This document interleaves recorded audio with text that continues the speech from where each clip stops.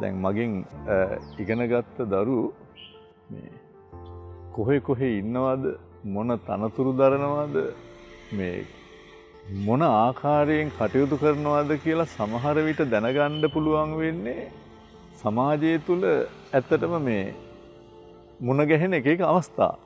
ඉතින් මට මේ වගේ සිද්ධි ගණනාවක් තියෙනවා. එකක් මේ ළඟදී ඇත්තටම මම මේ නුගේගොඩ මේ පන්ති ඉවර වෙලා වාහනේත් එලවන් යනකොට ටිකක් ට්‍රැෆික් එක පිටිපස්සෙන් ඇවිල්ලා දඩාම් ගාලා මේ මොකක් හරි වැදුන බව මට තේරුණා. මම බලද්දි මට තේරුණා මේක මෝටර් සයිකලයක්. හැබැයි වැදුන ගමන් ඇදගෙන වැටුණා. මට තේරුණා මගේ වරදක් නොවන බව මේ පිටිපස්සෙන්නේ ආවේ. මම බහිනකොට ඇත්තටම තව පිරිසක් ඇවිල්ලා බයික් එකත් උස්සලා මේ පුජ්‍යලයක් උස්සන්න යනවා. මට ටිකක් තරහින් බැස්සේ ඇත්තට මේ මොකද්ද උනේ කියලා.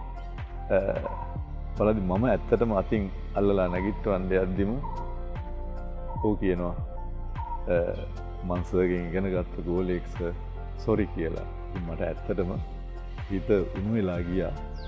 අර තරහ මේවා ඔක්කොම නිවිලා මම්ම තමයි ඇත්තටම පස්සේ ඔහුව එතන තියෙන ඩිස්පෙන්සරියට එක්කන් ගිහිල්ලා ඊට පස්සේ ස්පිතාලෙට එක්කන් ගිහිල්ලා මේ කටයුතු සියල්ල කරේ.